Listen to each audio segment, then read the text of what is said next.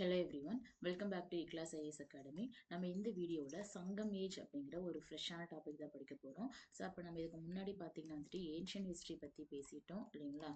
So அடுத்து பார்த்தீங்கன்னா வந்துட்டு மெடிவல் ஹிஸ்ட்ரி இல்லைங்களா. ஸோ ஏன்ஷியன்ட்டில் யாரை பற்றி எல்லாம் பேசுகிறோன்னு பார்த்தீங்கன்னா வந்துட்டு ஆரியன்ஸை பற்றி பேசியிருப்போம் இல்லைங்களா. அதுக்கடுத்து ஜெயினிசம் அண்ட் புத்திசம் பற்றி பேசியிருப்போம்.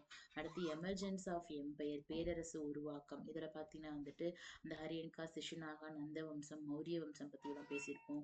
அதுக்கடுத்து பார்த்துட்டு போஸ்ட் மௌரியன் ஏரா, மௌரியருக்கு பிறகு இந்தியாவில் ஆண்டவங்க. அடுத்து பார்த்தீங்கன்னா வந்துட்டு குப்தாஸ். அடுத்து பார்த்தீங்கன்னா வந்துட்டு ஹர்ஷர். சரிங்களா, ஹர்ஷருடைய வம்சம் தான் என்ன வம்சம்? வர்தன வம்சம். நெக்ஸ்ட் மிடிவெல்ல பார்த்தோம்னா வந்துட்டு அரேப் அண்ட் தர்கி கான்குவெஸ்ட், அரேபிய மற்றும் துருக்கிய படையெடுப்பு அப்படின்னு சொல்லிட்டு படிச்சிருப்போம். இதை தொடர்ந்து எனக்கு டெல்லி சுல்தான்ஸ் எனக்கு எமர்ஜ் ஆயிருப்பாங்க. ஸோ அவங்களை தொடர்ந்து எனக்கு முகலாயர்கள் எனக்கு உருவாகுறாங்க. ஸோ அடுத்து இந்த டெல்லி சுல்தான்ஸோட பீரியட்ல இண்டிபெண்ட் ஆனவங்க தான் எனக்கு யாரு? Vijayanagar and Bahmani kingdom. அடுத்து இந்த முகலாயர்களை எதிர்ப்பதற்காக உருவானவங்க தான் எனக்கு யாரு? மராத்தாஸ். இந்த மராத்தாஸ்லேயே பார்த்தீங்கன்னா வந்துட்டு பேஷ்வாக்கள் பற்றி படித்தோம், அந்த ஆங்கிலோ மராத்திய வார் பற்றி படித்தோம், சிவாஜியை பற்றி படித்தோம்.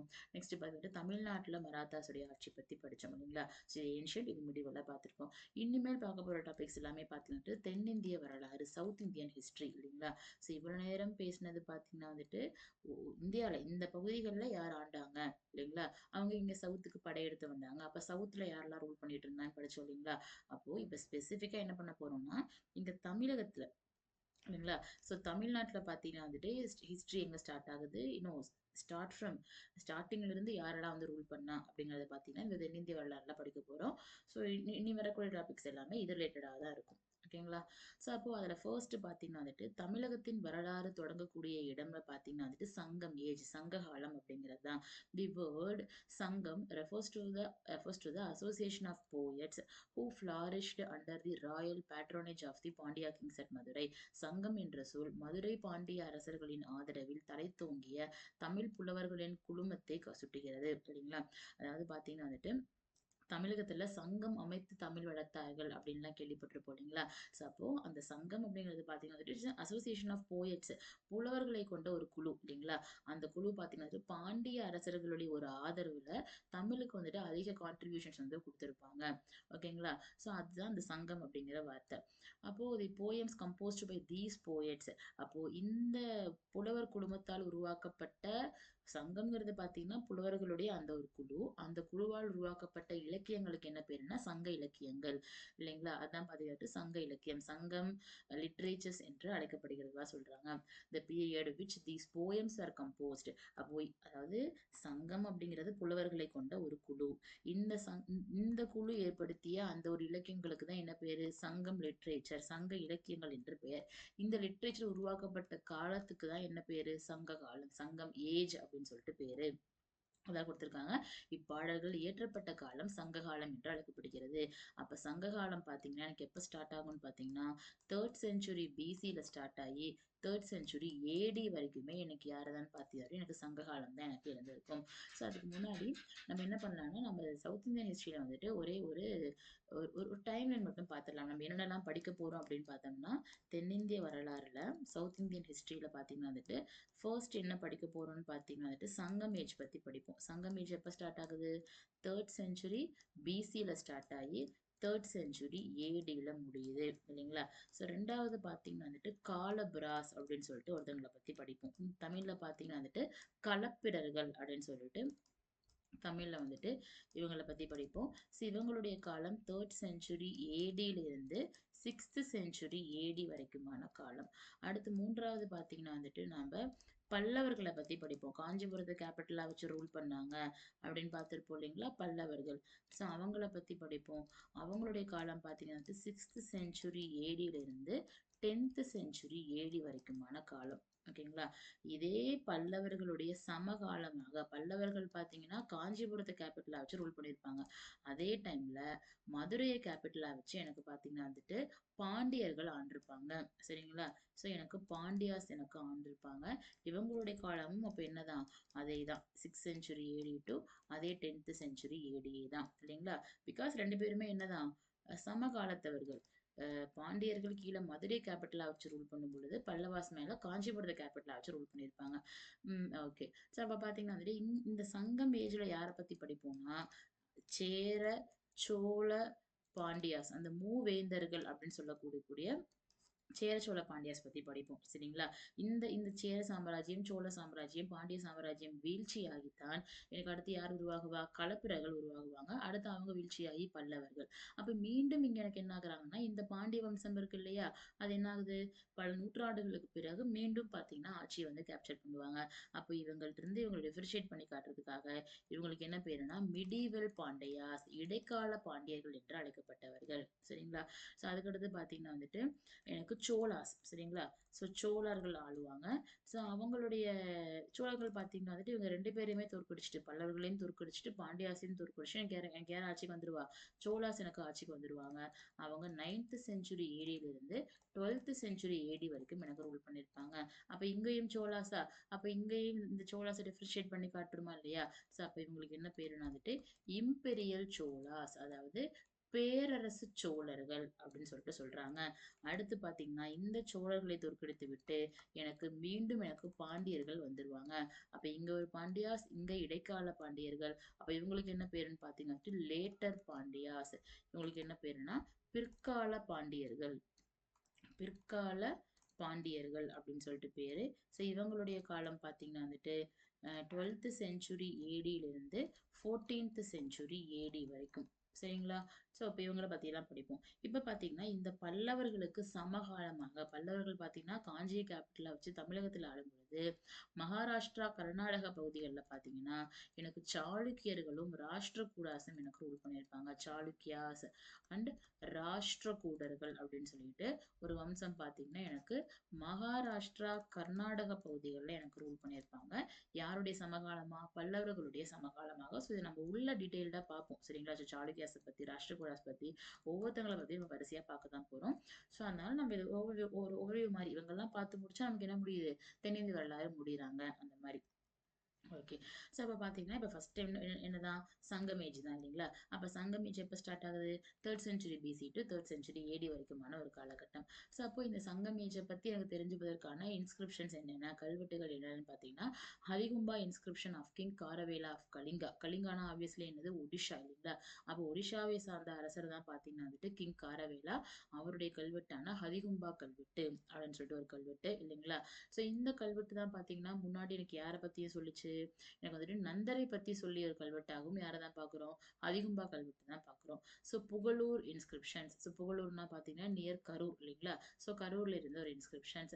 Next Ashoka edicts 2 and Ashoka edicts 13 and inscriptions found at Mangulam, Alagarmalai, Keezhvalavu எல்லாமே பார்த்தீங்கன்னா இந்த மாங்குளம், அழகர்மலை, கீழ்வளவு எல்லாமே பார்த்தீங்கன்னா வந்துட்டு மதுரை பக்கத்துல. இது போக பார்த்தீங்கன்னா இந்த சங்க காலம் தமிழகத்துல இங்க சங்க காலம் இருக்கும் பொழுது பாத்தீங்கன்னா எனக்கு எனக்கு நார்த்ல யார் ரூல் பண்ணிட்டு இருப்பான்னு பாத்தீங்கன்னா பாடலிபுத்திரத்தை கேபிட்டலா வச்சு எனக்கு அசோகருடைய ஆட்சி தான் எனக்கு இருந்திருக்கும் சரிங்களா. அதனால அசோகர் உருவாக்கிய எல்லா கல்வெட்டுகளும் பார்த்தோம் இல்லைங்களா, அந்த கல்வெட்டுகள்ல பாத்தீங்கன்னா வந்துட்டு ஒரு கல்வெட்டுல யாரை பத்தியும் பேசியிருப்பாரு, இந்த தமிழகத்தை ஆண்ட சேர சோழ பாண்டியாஸ் பத்தியும் சங்க காலத்தை பத்தியும் பேசியிருப்பாரு. அதான் அசோகருடைய கல்வெட்டு 2 மற்றும் 13ஆம் கல்வெட்டு சொல்லுது அப்படின்னு சொல்றாங்க. அது போக செப்பு பட்டயங்கள். இப்ப செப்பு பட்டயங்கள்லாம் ஒண்ணும் இல்ல. அந்த ஒரு ஒரு பேப்பர் மாதிரியே பார்த்தீங்கன்னா வந்துட்டு செம்பால செய்யப்பட்ட ஒரு தகடு இருக்கும். சரிங்களா? அதுல பார்த்தீங்கன்னா பதிச்சிருப்பாங்க. ஸோ அது எங்க கிடைக்குதுன்னு பார்த்தீங்கன்னா, வேள்விக்குடி மற்றும் சின்னமனூர் செப்பேடுகள். வேள்விக்குடியிலயும், சின்னமனூர்லயும் கிடைத்த காப்பர் பிளேட்ஸும் எனக்கு சங்கம் ஏஜ் பத்தி தெரிஞ்சுக்கிறதுக்கான ஒரு முக்கியமான சோர்ஸா இருக்கு. ஸோ அடுத்து பார்த்தீங்கன்னா வந்துட்டு காயின்ஸ், நாணயங்கள். ஸோ இந்த நாணயங்கள் யார் இஷ்யூ பண்ணியிருப்பா? சேர சோழ பாண்டியாஸ் அவங்க அவங்க இஷ்யூ பண்ண நாணயங்கள். And the chieftains of the Sangam age as well as the Roman coins. அப்ப பாத்தீங்கன்னா இவங்களுடைய பீரியட்ல ரோமன் நாட்டுக்கூட பாத்தீங்கன்னா அதிக வாணிபுறவு என்பது ஏற்பட்டிருக்கும். அதனால ரோமன் நாணயங்கள் நமக்கு கிடைச்சிருக்கு, அதுவும் ஒரு ஆதாரமாக இருக்கிறது. அது போக மூவேந்தர்களான சேர சோழ பாண்டியாஸ் அவங்க பப்ளிஷ் பண்ண நாணயங்கள் மற்றும் பாத்தீங்கன்னா வந்துட்டு அந்த குறுநில மன்னர்கள் அவங்க வெளியிட்ட நாணயங்கள் எல்லாமே எனக்கு சோர்சஸா இருக்கிறது. நெக்ஸ்ட் பாத்தீங்கன்னா வந்துட்டு மெகாலித்திக் மனோமெண்ட்ஸ். இது ஒரு முக்கியமான ஒரு ஸ்ட்ரக்சர். எனக்கு சங்கம் ஏஜ்ல பாத்தீங்கன்னா வந்துட்டு பெருங்கற்கால நினைவு சின்னங்கள் அப்படிங்கிறது பாத்தீங்கன்னா வந்துட்டு ஒரு முக்கியமான ஒரு சோர்ஸா இருக்கும். ஸோ ஒன்றும் கிடையாது. ஒண்ணு என்னன்னா இதுதான் வந்துட்டு ஒரு ஒரு இறந்தவர்களை புதைக்கக்கூடிய ஒரு இடம் அப்படின்னு பாத்தீங்கன்னா இறந்தவர்கள் இந்த இடத்துல புதைச்சிட்டு அவங்களுக்கு அந்த கல்லறைக்கு மேல என்ன பண்ணுவாங்கன்னா, இந்த மாதிரி பாத்தீங்கன்னா ஹைட்டா வந்து ஒரு ஒரு ஒரு ஸ்டோன் ஸ்ட்ரக்சரை வந்துட்டு ஒரு கற்களால் ஆன ஒரு அமைப்பை வந்து ஏற்படுத்திடுவாங்க. ஒண்ணு இந்த மாதிரி இருக்கலாம். அப்படி எல்லாம் பாத்தீங்கன்னா இந்த மாதிரி இப்படி ஸ்லாப் மாதிரி போட்டிருப்பாங்க. இந்த மாதிரி மேல ஸ்லாப் மாதிரி போட்டிருப்பாங்க. ஸோ இந்த கற்களுக்கு இந்த ஸ்லாப் மாதிரி போடுறது, இந்த கற்களுக்கெல்லாம் என்ன பேருன்னு பாத்தீங்கன்னா வந்துட்டு குத்துக்கற்கள் அல்லது நடுக்கற்கள் அப்படின்னு சொல்லிட்டு பேரு. இங்கிலீஷ்ல பாத்தீங்கன்னா ஹீரோ ஸ்டோன்ஸ் அப்படிம்பாங்க இல்லைங்களா? ஸோ அந்த மாதிரி இறந்தோருக்கு மேல இந்த மாதிரி கற்களால் ஆன ஒரு அமைப்பை ஏற்படுத்துறோம் இல்லைங்களா? அதுக்கு தான் பாத்தீங்கன்னா மெகாலித்திக் காலம். சரிங்களா? மெகாலித்திக் கால பயன்பாடு அப்படின்னு கூட சொல்லுவாங்க. ஸோ அதனால பாத்தீங்கன்னா மெகாலித்திக்னா என்ன அர்த்தம்? மெகானாவே பெருசு, லித்திக்னா வந்துட்டு கல்லு. அப்ப மெகாலித்திக்னா என்னது? பெரிய கற்களை மேல வந்து உருவாக்கக்கூடிய ஒரு அமைப்புக்கு தான் பாத்தீங்கன்னா மெகாலித்திக் நினைவு சின்னங்கள் அப்படின்னு சொல்லிட்டு பேரு. அந்த மாதிரி பாத்தீங்க வந்துட்டு ஹீரோ ஸ்டோன்ஸ் நடுக்கற்கள்லாம் பாத்தீங்கன்னா ஒரு முக்கியமான ஆதாரமா இருக்கு. மேம் எதுக்காக இப்படி ஏற்படுத்துவாங்கன்னா, உம் இந்த மாதிரி எந்தெந்த கல்லறையின் மீதெல்லாம் இந்த மாதிரியான பெருங்கற்கால நினைவுச் சின்னங்கள் இருக்கிறதோ, இந்த மாதிரியான நடுக்கற்கள், குத்துக்கற்கள் இருக்கிறதோ, இது என்ன அர்த்தம்னா இவங்கெல்லாம் வந்துட்டு ஹீரோஸ். அதாவது பார்த்தீங்கன்னா, போர்ல ரொம்ப ஒரு வீரமா வந்து போரிட்டு தங்களுடைய உயிரை வந்து இழந்தவர்கள் தான் இவங்க எல்லாருமே அப்படின்னு சொல்லிட்டு அர்த்தம் இல்லைங்களா? ஸோ அதை மரியாதைப்படுத்தும் விதமாகத்தான் இந்த குத்துக்கற்கள் ஏற்படுத்தக்கூடிய ஒரு அமைப்பு என்பது ஒரு பழக்கம் என்பது ஃபாலோ ஆச்சு. அது போக எக்ஸ்கவேட்டட் மெட்டீரியல்ஸ். ஸோ இன்றளவும் நமக்கு ஒரு அத்தன்டிகேட்டடான ஒரு சோர்ஸா இருக்கிறதுன்னு பார்த்தீங்கன்னா, அகழாய்வு மூலம் கிடைத்த ஆதாரங்கள். ஸோ அது பார்த்தீங்கன்னா வந்துட்டு நமக்கு ஒரு மாரி இன்ஃபினிட்டிவா நமக்கு கிடைச்சுக்கிட்டே இருக்கு இல்லைங்களா? நம்ம என்ன பண்ணோம்? கீழடியில கூட என்ன பண்ணோம்? நெறைய அகழாய்வுகள்லாம் மேற்கொண்டோம் இல்லைங்களா? ஸோ அது மாரி எனக்கு தூத்துக்குடியில ஆதிச்சநல்லூர், அரிக்கமேடு, கொடுமணல், புகார், கொற்கை, அழகன்குளம், உறையூர் இந்த இடங்கள்ல நாம செஞ்ச அகழாய்வுகள் பார்த்தீங்கன்னா, நெறைய நமக்கு ஒரு சோர்ஸஸா நெறைய நம்பத்தகுந்த ஆதாரங்கள்ல பார்த்தீங்கன்னா, நமக்கு வந்துட்டு சங்ககாலம் பத்தி நமக்கு குடுத்திருக்கும். அடுத்து பார்த்தீங்கன்னா, இலக்கிய ஆதாரங்கள். ஏன்னா பேரே வந்து என்னதான்? சங்ககாலம் தான். அப்ப சங்க இலக்கியங்கள் தான் கண்டிப்பா என்னவா இருக்கும்?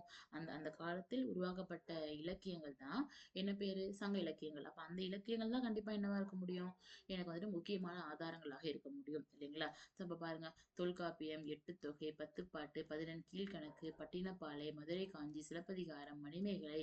ஸோ இதுல பார்த்தீங்கன்னா சங்ககால நூல்களும் இருக்கு. சங்க காலத்துக்கு பின் உருவாக்கப்பட்ட நூல்களுமே இருக்கு. ஸோ இது எல்லாமே எனக்கு இவங்கள பத்தி தெரிஞ்சுக்கிறதுக்கான சோர்ஸஸா ஆதாரமா எனக்கு கிடைக்குது.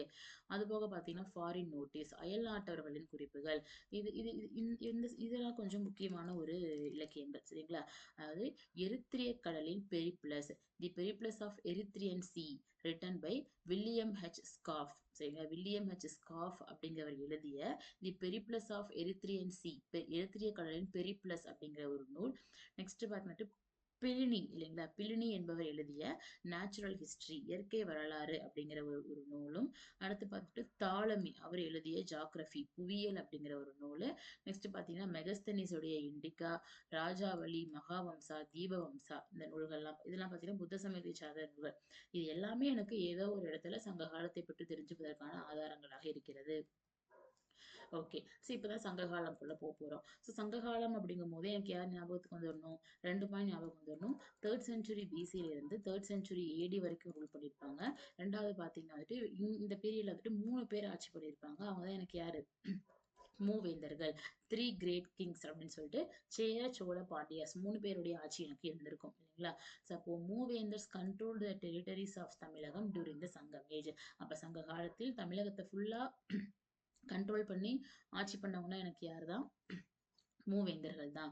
The Tamil word வேந்தர் was used to refer to 3 dynasties, namely Cheras, Cholas and Pandyas.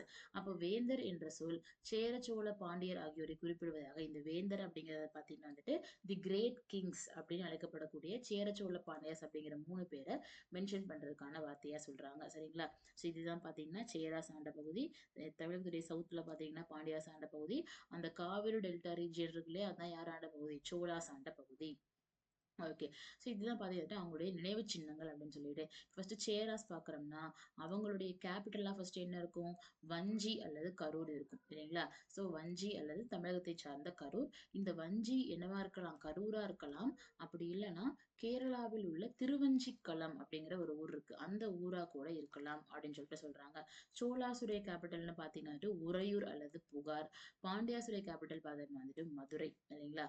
இதே சேராசுடைய முக்கியமான துறைமுகம்னு பாத்தீங்கன்னா முசிறி அல்லது தொண்டி. சோழாசு வந்துட்டு புகார், புகார் அல்லது காவிரி பூம்பட்டினம் அப்படிம்பாங்க. பாண்டியாஸ்து பாத்தீங்கன்னா வந்துட்டு கொர்க்கை இல்லைங்களா. அதே மாதிரி சேராசுடைய சிம்பிள்னு பாத்தீங்கன்னா வந்துட்டு வில்லண்டு, அம்பு, பவ் அண்ட் ஆரோ. சோலாஸ்க்கு வந்துட்டு டைகர், புலி. பாண்டியாஸ்க்கு பாத்தீங்கன்னா டூ ஃபிஷ், ரெண்டு ஃபிஷ் இருக்கக்கூடிய ஒரு சிம்பிள். அதே மாதிரி சேராசுடைய மாலை அப்படின்னு பாத்தீங்கன்னா பால்மைரா ஃபிளார், அதாவது வந்துட்டு பனம்பூ மாலை அப்படின்னு சொல்லிட்டு. சோலாஸ்க்கு வந்துட்டு ஃபிக், அதாவது அத்திப்பூ மாலை. பாண்டியாஸ்க்கு பாத்தீங்கன்னா வந்துட்டு மர்கோசா, அதாவது பாத்தீங்கன்னா நீம் ஃபிளார், வேப்பம்பூ மாலை. இது ஜஸ்ட் ஒரு ஃபேக்சுவல் டேட்டாஸ் பார்த்து வச்சுக்கணும். Okay, but the Cheras பார்த்துடலாம். The Cheras ruled over the central and the northern Travancore, Cochin, South Malabar and Kongu region of Tamil Nadu. அப்போ தமிழகத்துடைய இந்த இந்த கொங்கு டிஸ்ட்ரிக்ட்ஸ் இருக்கு இல்லைங்களா, இந்த ஈரோடு, நீலகிரி, கோயம்புத்தூர், அந்த கொங்கு நாமக்கல் போன்ற கொங்கு டிஸ்ட்ரிக்ட்ஸையும், அதே மாதிரி பார்த்தீங்கன்னா வந்துட்டு நம்மளுடைய கேரளாவிலையும் பார்த்தீங்கன்னா மலபார் பகுதி, கொச்சி, அந்த பகுதிகள் எல்லாம், அதே மாதிரி திருவனந்தபுரம், இதெல்லாம் உள்ளடக்கிய பகுதிகளில் தான் எனக்கு யார் ரூல் பண்ணியிருப்பா, சேராஸ் எனக்கு ரூல் பண்ணியிருப்பாங்க. சேராசுடைய ஆட்சி கேரளத்திலையும் இருந்திருக்கும். The Pathitrupathu provides informations about the Chera kings. இது ஒரு முக்கியமான ஒரு பாயிண்ட் இல்லைங்களா. ஸோ அப்போ சங்க இலக்கியமான பதிற்றுப்பத்து யாரை பத்தி சொல்லுது, 10 சேர அரசர்களை பத்தி சொல்லும். இதுல பாத்தீங்கன்னா முதல் 10ம் கடைசி 10ம் நமக்கு மிஸ் ஆயிருச்சு. அப்ப மீதி உள்ள 8 10 தான் பாத்தீங்கன்னா வந்துட்டு 8 சேர அரசர்களை பத்தினா நமக்கு விஷயங்கள் நமக்கு குறிப்பிடுறாங்க. ஓகே, கேபிட்டல் வஞ்சின்னு பார்த்தாச்சு. வஞ்சி என்னவா இருக்கலாம்னு பார்த்தீங்கன்னா கரூர்னு, தமிழகத்தில் உள்ள கரூர் அப்படின்னு சில பேர் சொல்றாங்க வரலாற்று ஆய்வாளர்கள். பிற வரலாற்று ஆய்வாளர்கள் பார்த்தீங்கன்னா வந்துட்டு இல்ல இது பார்த்தீங்கன்னா வந்துட்டு என்னது, ஐடென்டிஃபை வித் திருவஞ்சிக்களம் இன் கேரளா, கேரளாவில் உள்ள திருவஞ்சிக்களம் அப்படிங்கிற ஊராகவும் இருக்கலாம் அப்படின்னு சொல்லிட்டு சொல்றாங்க. அது ஏன் அப்படின்னா சேராஸ்லயே பார்த்தீங்கன்னா 2 பிரான்ச்சஸ் இருந்திருக்காங்க சரிங்களா. ஒன்னு பார்த்துட்டு பொறையா பிரான்ச் இல்லைங்களா. ஸோ 2 பிரான்ச்சஸ், அதுல ஒரு பிரான்ச் எங்கிருந்து ரூல் பண்ணாங்களாமா, பொறையா அப்படிங்கிற பிரான்ச் பார்த்தீங்கன்னா வந்துட்டு கரூரை கேபிட்டலா வச்சு ரூல் பண்ணியிருப்பாங்க. ஸோ ரூல் பண்ணியிருக்காங்க. அதனால இந்த வஞ்சி என்பது கரூராகவும் இருக்கலாம் அப்படின்னு சொல்லிட்டு சொல்றாங்க. ஸோ இவங்களுடைய துறைமுகம் முன்னாடியே பார்த்தாச்சு, எனது முசிறி அந்த தொண்டி இல்லைங்களா. அதே மாதிரி எனக்கு சேராசை பத்தி தெரிஞ்சுப்பதற்கான ஒரு கல்வெட்டு அப்படின்னு பார்த்தீங்கன்னா வந்துட்டு இன்ஸ்கிரிப்ஷன்ஸ் ஆஃப் புகழூர், புகழூர் கல்வெட்டு இல்லைங்களா.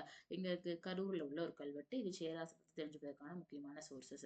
அப்ப எனக்கு சங்க காலத்தை சார்ந்த சேர அரசர்களுடைய முக்கியமான அரசர்னு பாத்தீங்கன்னா சேரன் செங்குட்டுவன். ஓகேங்களா. சோ இவருடைய ஒரு முக்கியமான ராணுவ படையெடுப்பு பாத்தீங்கன்னா வந்துட்டு வட இந்தியாவின் மீதான ஒரு படையெடுப்பு அப்படிங்கிறது. சேரன் செங்குட்டுவனுடைய தம்பி தான் பாத்தீங்கன்னா இளங்கோவடிகள். சோ இளங்கோவடிகள் தான் பாத்தீங்கன்னா வந்துட்டு சிலப்பதிகாரத்தை இயற்றியதாகவும் நம்ம பிடிக்கிறோம். So he Brad stones from, இது என்னது வட இந்தியாவின் மீது படையெடுத்து போறாரு சேரன் செங்குட்டுவன். போயிட்டு பார்த்தீங்கன்னா இமயமலையில இருந்து என்ன பண்றாருங்களாம், கல் வந்து எடுத்துட்டு வராராம், ஸ்டோன் எடுத்துட்டு வராராமா. எடுத்துட்டு வந்து making the idol of Kannagi, கண்ணகிக்காக சிலப்பதிகாரத்தின் ஒரு ஒரு ஒரு ஒரு முக்கியமான ஒரு கதாபாத்திரமான கண்ணகியோடைய ஒரு ஒரு ஒரு சிலையை பார்த்தீங்கன்னா யார் வந்து மேக் பண்றா, நம்மளுடைய சேரன் செங்குட்டுவன். அதுக்காக கல் எங்கிருந்து எடுத்துட்டு வராரு, ஹிமாலயாஸ்ல இருந்து எடுத்துட்டு வரதா சொல்றாங்க. சிலப்பதிகார காவிய பாத்திரமான கண்ணகிக்கு சிலை எடுப்பதற்காக அவர் இமயமலையிலிருந்து கற்களை கொண்டு வந்தார்னு தெரிய வந்துள்ளது இல்லைங்களா. அப்போ அந்த மாதிரி எடுத்துட்டு வந்து சிலை செய்யறாரா. அந்த சிலையை பாத்தீங்கன்னா மக்கள் வந்து கொஞ்ச காலத்துக்கு அப்புறம் வழிபட ஆரம்பிச்சிடுறாங்க. அப்போ பாத்தீங்கன்னா வந்துட்டு ஆஹ் அந்த வழிபாட்டுக்கு என்ன பேருனா பத்தினி தெய்வ வழிபாடு, பத்தினிகளை வழிபடக்கூடிய ஒரு வழிபாடு அப்படிங்கிற ஒரு வழிபாட்டு முறை ஸ்டார்ட் ஆயிருது. அதை தொடங்கி வைத்தவராகவும் நான் யாரை பாக்குறேன், இவரை தான் பாக்குறேன், சேரன் செங்குட்டுவனை பாக்குறேன். இளங்கோவடிகள் சேரன் செங்குட்டுவனின் தம்பி ஆவார். இவர் தான் சிலப்பதிகாரத்தின் ஆசிரியர் அப்படின்னு படிக்கிறோம் இல்லைங்களா. இன்னொரு முக்கியமான சேர அரசர்னு பாத்தீங்கன்னா சேரல் இரும்பொறை. இவர் பாத்தீங்கன்னா வந்துட்டு அவருடைய பேர்ல நாணயங்களை வந்துட்டு வெளியிட்டதா சொல்றாங்க.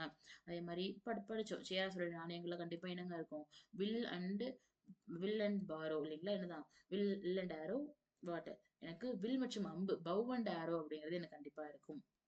ஓகே, ஸோ இது இது படிச்சுக்கோங்க. சங்க காலத்தில் இருந்த முக்கியமான சேர அரசர்களை பார்த்தீங்கன்னா முன்னாடியே பார்த்த சேரன் செங்குட்டுவன், சேரல் இரும்புரை பாதம், அது இல்லாம பார்த்தீங்கன்னா யாரு, இமயவரமன் நெடுஞ்சேரலாதன், உதயன் சேரலாதன் அப்படிங்கிற 4 பேரு. ஸோ இதுதான் இந்த மாதிரியான பேர்கள்லாம் யாரை குறிக்கும், இந்த ஆதவன், குட்டுவன், வானவன், இரும்புரை, இந்த பெயர்கள்லாம் வந்துட்டு சேரர்களை குறிப்பிடக்கூடிய பெயர்கள். இது பாத்தீங்கன்னா இந்த குரூப் 4 குரூப் 2 ஏதோ ஒண்ணுல கேட்டிருந்தாங்க. ஆதவன், குட்டுவன், வானவன், இரும்புரை போன்ற பெயர்கள்லாம் சேரர்களை மென்ஷன் பண்ணக்கூடிய பெயர். ஸோ அடுத்து பாத்தீங்கன்னா சோழாஸ். ஸோ சோழாஸுடைய பீரியட் பாத்தீங்கன்னா வந்துட்டு எங்கிருந்து ஸ்டார்ட் ஆகுதுன்னு பார்த்தீங்கன்னா அந்த காவிரி டெல்டா பகுதி இருக்கு இல்லைங்களா, அங்கிருந்து ஸ்டார்ட் ஆகி எனக்கு அப் டு எது வரைக்கும் வெங்கடம் திருப்பதி, ஆந்திரால திருப்பதி வரைக்குமே பாத்தீங்கன்னா எனக்கு சோழாசுடைய ஆட்சி எனக்கு சங்க காலத்தில் பரவி இருந்தது. இவங்களுடைய முக்கியமான ஏரியா பாத்தீங்கன்னா வந்து என்னதான், அந்த கோர் ஏரியான்னு பார்த்தோம்னா என்னதான் காவிரி டெல்டா பகுதி தான் இல்லைங்களா. சோ அந்த பகுதிக்கு தான் என்ன பேருனா சோழ மண்டலம் என்று பெயர். பின்னாளில் அது கோரமண்டல் என்று அழைக்கப்பட்டது. சரிங்களா. இந்த சோழாஸ் ஆண்ட இந்த பகுதிக்கு தான் என்ன பேருன்னு பார்த்தீங்கன்னா வந்துட்டு சோழ மண்டலம், சோழ மண்டலம் என்று பெயர். இந்த பேர் பார்த்தீங்கன்னா பிரிட்டிஷ்க்கு பார்த்தீங்கன்னா பின்னால வந்துட்டு அந்த லா, லா இருக்கு இல்லையா, அந்த லா வந்துட்டு வாயில நுழையாது. அதனால இது என்னவாக பேர் மறுவேறுன்னு பார்த்துட்டு கோரமண்டல் அப்படின்னு பேர் மாறிடும் இல்லைங்களா. ஸோ அப்போ இன்றளவும் இந்த இந்த ரீஜனுக்கு என்ன பேருன்னு பார்த்தீங்கன்னா கோரமண்டல் கோஸ்ட், கோரமண்டல் கடற்கரை அப்படின்னு தான் நம்ம படிச்சுட்டு இருக்கோம். ஓகே. ஸோ இதுதான் அவங்களோட கோர் ஏரியான்னு படிக்கிறோம். ஸோ அப்போ இவங்களோட முக்கியமான ஒரு துறைமுகம், முக்கியமான கேபிட்டல்னு பார்த்தீங்கன்னா என்னது? துறைமுகம்னு பார்த்தீங்கன்னா என்னது? புகார் அல்லது காவிரி பூம்பட்டினம் முக்கியமான துறைமுக நகரமாகும். முன்னாடியே அங்க டேப்லோ காலம்ல படிச்சது தான். ஸோ அப்போ Kaveri Poompattinam was attracted merchants from various regions of the Indian Oceans. So அப்போ பார்த்தீங்கன்னா வந்துட்டு காவிரி பூம்பட்டினம் என்ன பண்றாங்கன்னா வந்துட்டு நிறைய வணிகர்கள் வந்து என்ன பண்றாங்களாமா அந்த துறைமுகத்துல வந்துட்டு வாணிபம் செய்ததா வந்துட்டு குறிப்பிடுறாங்க. ஸோ இந்த சங்க காலத்தை சார்ந்த சோழ அரசர்களில் முக்கியமான அரசர்னு பார்த்தீங்கன்னா கரிகால சோழன் அல்லது கரிகால் வளவன் என்று அழைக்கப்பட்டவர். சரிங்களா. ஸோ இவர் பார்த்தீங்கன்னா வந்துட்டு ஒரு முன்னாடி பார்த்த சேரன் செங்குட்டுவனுடைய ராணுவ படையெடுப்புனா வட இந்தியாவின் மீதான படையெடுப்பு. இவருடைய படையெடுப்புன்னு பார்த்தீங்கன்னா வந்துட்டு அப்ப அந்த டைம்ல இவருக்கு போட்டியா யார் இருந்திருப்பா? சேராஸ் இருந்திருப்பாங்க, பாண்டியாஸ் இருந்திருப்பாங்க. அது போக 11 வேளிர் சீஃப்டன்ஸ்னா ஒண்ணும் கிடையாது. குறுநில அரசர்கள் இல்லைங்களா? இந்த மாதிரி சேரர்களுடைய ராணுவம், பாண்டியாசுடைய ராணுவம் அண்ட் 11 குறுநில அரசர்களின் ராணுவம் இல்லைங்களா? இவங்க எல்லாத்தையுமே சேர்த்து வச்சு எந்த இடத்துல வெண்ணி அப்படிங்கிற இடத்துல பாத்தீங்கன்னா யார் தோற்கடிச்சிருவா? தஞ்சாவூர் பக்கத்துல நம்மளுடைய கரிகால சோழன் தோற்கடிச்சிருவாரு. இது அவருடைய மிகச்சிறந்த ராணுவ வெற்றியாக கருதப்படுகிறது.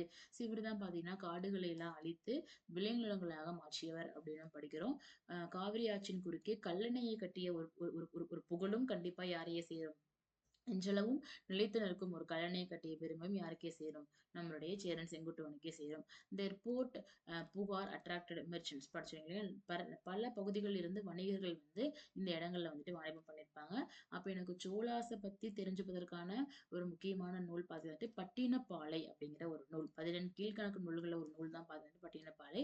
இதுல பாத்தீங்கன்னா வந்துட்டு கரிகாலனுடைய பீரியட்ல வணிக செயல்பாடுகள் எவ்வாறாக இருந்தது எல்லாம் எனக்கு தெளிவா குறிப்பிட்டிருக்காங்க. ஓகேங்களா. சோ அப்போ எனக்கு கரிகால சோழன் இல்லாம வேற யாரெல்லாம் இருந்தான்னு பாத்தீங்கன்னா இளஞ்செட் சென்னி, கரிகால சோழன் பார்த்தாச்சு, கொசன் கண்ணன், கிள்ளி வளவன், பெருநர் கிள்ளி, இவங்க எல்லாமே எனக்கு யாருதான்? சோழாஸ் தான். சோ இந்த பெயர் முக்கியம். இந்த சென்னி, செம்பியன், கிள்ளி, வளவன் இந்த பெயர்கள்லாம் யாரை குறிக்கும்? எனக்கு சோழர்களை குறிக்கக்கூடிய பெயர். சரிங்களா. ஸோ அடுத்து நமக்கு இன்னும் யார் இருக்காங்கன்னா பாண்டியாஸ் இருக்காங்க. ஸோ பாண்டியாஸை பத்தியும் அவங்களுடைய அட்மினிஸ்ட்ரேஷன் பத்தியும் நம்ம நெக்ஸ்ட் கிளாஸ்ல பார்க்கலாம். சரிங்களா. ஸோ அப்போ முக்கியமா தெரிஞ்சுக்க வேண்டியது இந்த டேப்லெட் காலம் ஒண்ணு கண்டிப்பா நம்ம படிச்சுக்கணும். சரிங்களா. ஸோ இன்னொன்னு பாத்தீங்கன்னா வந்துட்டு இவங்களுடைய கேபிட்டல் என்ன, அவங்களுடைய துறைமுகம் என்னென்ன, அவங்களுடைய சின்னம் என்னென்ன, அதையும் கண்டிப்பா நம்ம தெரிஞ்சுக்கணும். சரிங்களா. ஸோ சோர்சஸ் வந்து நல்லா படிச்சுக்கோங்க. என்னென்ன சோர்ஸ் இருக்கு? எக்ஸ்கவேட்ல அகழாய்வு மூலம் கிடைத்த ஆதாரங்கள் இருக்கிறது. முக்கியமான ஒரு பாயிண்ட்னு பார்த்தீங்கன்னா இந்த பெருங்கற்கால பயன்பாடு அப்படிங்கிறது ஒரு முக்கியமான பெருங்கற்கால நினைவு சின்னங்கள் உருவானது இவங்களுடைய பீரியட்ல தான். சரிங்களா. அதே இலக்கிய ஆதாரங்கள் பார்த்தீங்கன்னா சங்க காலத்தில் உருவான நூல்கள், சங்க காலத்துக்கு பின் உருவான நூல்களும் எனக்கு ஆதாரங்களாக இருக்கும். ஓகே. அயல்நாட்டவருடைய குறிப்புகள். ஓகே. ஸோ அப்ப பார்த்தீங்கன்னா வந்துட்டு இந்த டேப்லெட் காலம் நம்ம தெளிவா படிச்சுக்கிறோம். இதெல்லாம் எனக்கு சேராஸ்ன்னு பார்த்தீங்கன்னா யார படிக்கிறோம்? சேரன் செங்குட்டுவன படிக்கிறோம். சேராஸ் அப்படின்னு பார்த்தீங்கன்னா சேரன் செங்குட்டுவன். சோழாஸ்னா யார பார்த்தோம்? கரிகால சோழனை பார்த்தோம் இல்லைங்களா. ஸோ அப்போ சேராசை பத்தி தெரிஞ்சுப்பதற்கான எனக்கு இலக்கிய ஆதாரம் வந்து எனக்கு வந்து என்னது? பதிற்றுப்பத்து இல்லைங்களா. அதே இங்க சோழாசை பத்தி தெரிஞ்சுப்பதற்கான இலக்கிய ஆதாரம் வந்து எனக்கு எது? பட்டினப்பாலை இல்லைங்களா. ஓகே. அதே மாதிரி இங்க எனக்கு இவருடைய முக்கியமான ராணுவ படையெடுப்புன்னு பார்த்தீங்கன்னா வட இந்தியாவின் மீதான ஒரு படையெடுப்பு இல்லைங்களா. ஸோ இங்கதான் போய் என்ன பண்ணாரு, இமயமலையில இருந்து என்ன பண்ணாருன்னா வந்துட்டு ஒரு கல்லை எடுத்துட்டு வந்துட்டு கண்ணகிக்காக வந்துட்டு ஒரு சிலை செய்ததாக பாக்குறோம். கரிகால சோழனுடைய ஒரு முக்கியமான ராணுவ படையெடுப்புன்னு பாத்தீங்கன்னா வந்துட்டு இவருடைய சமகாலமா அப்ப இருந்த சேர அரசர், அப்ப இருந்த பாண்டிய அரசர் மற்றும் அது போக இவங்களுக்கு சப்போர்ட்டாக இருந்த 11 குறுநில அரசர்கள். இந்த இந்த ராணுவத்தை பாத்தீங்கன்னா எந்த இடத்துல, வெண்ணி அப்படிங்கிற இடத்துல பாத்தீங்கன்னா தோற்கடிச்சிருப்பாரு. இது இவருடைய முக்கியமான ஒரு மிலிட்டரி கான்கொஸ்டா படிக்கிறோம். சரிங்களா. சோ இது போக பாத்தீங்கன்னா வந்துட்டு ஓகே இது படிச்சாச்சு. ஸோ இந்த பேர்கள் ரொம்ப ரொம்ப ரொம்ப ரொம்ப முக்கியம். சரிங்களா. ஆதவன், குட்டுவன், வானவன், இரும்புரை. ஆதவன், குட்டுவன், வானவன், இரும்புரை 4மே யாரை குறிக்கக்கூடிய பெயர்கள், சேராசை குறிக்கும் ஒரு பட்ட பெயர்கள். அதே மாதிரி பாத்தீங்கன்னா இங்க இந்த செம்பியன் மாதேவி எல்லாம் படிச்சிருப்போம் இல்லைங்களா. அந்த பொன்னியின் செல்வன் எல்லாம் கூட கேள்விப்பட்டிருப்போம். அப்ப இந்த செம்பியன், சென்னி, கிள்ளி, வளவன் இந்த பெயர்கள்லாம் கண்டிப்பா யாரை குறிக்கும், சோழாசை மென்ஷன் பண்ணக்கூடிய பெயர்கள். சரிங்களா. ஸோ அப்ப நெக்ஸ்ட் கிளாஸ்ல நம்ம பாண்டியாஸை பத்தி பார்த்துட்டு சங்கமேஜருடைய அட்மினிஸ்ட்ரேஷன் பத்தி பார்க்கலாம். சரிங்களா. Thank you all.